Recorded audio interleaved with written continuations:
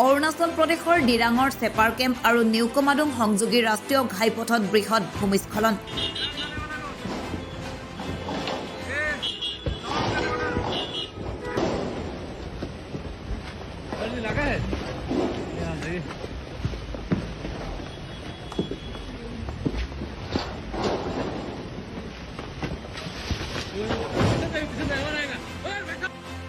ভূমিস্খলনৰ ফলত বালিপাৰা চাৰিদুৱাৰ টাৱাং বিটিচিৰ সৈতে বিচ্ছিন্ন হৈ পৰিছে যাতায়াতৰ ব্যৱস্থা। ভূমিস্খলনৰ ফলত পথৰ দাঁতিৰ পৰা খহি অহা প্ৰকাণ্ড প্ৰকাণ্ড শিলৰ টুকুৰাই বন্ধ কৰি পেলাইছে ৰাষ্ট্ৰীয় ঘাইপথ।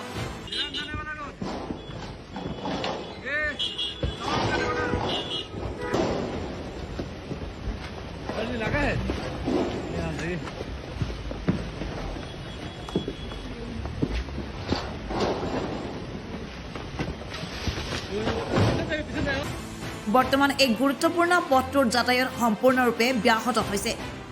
পথছোৱাৰ দুয়োমূৰে ইতিমধ্যে আবদ্ধ হৈ পৰিছে বহুতো মালবাহী বাহনৰ উপৰিও যাত্ৰীবাহী বাহনসমূহ।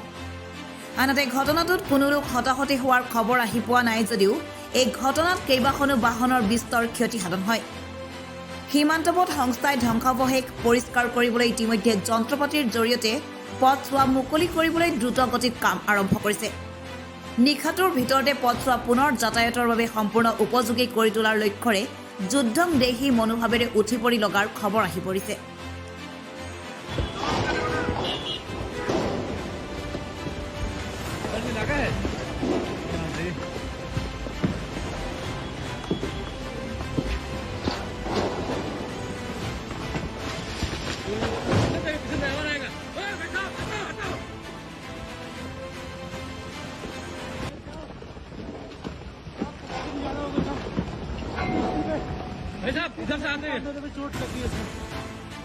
Bureau report Duliajan live.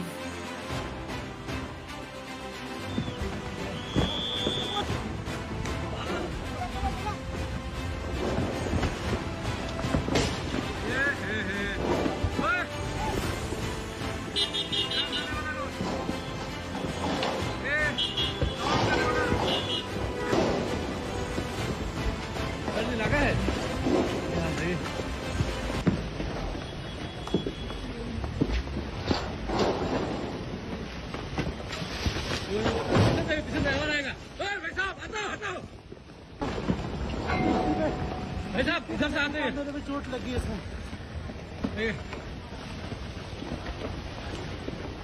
सब ज्यादा होगी सर, और ज्यादा हमने साइड खड़ी कर दी साहब।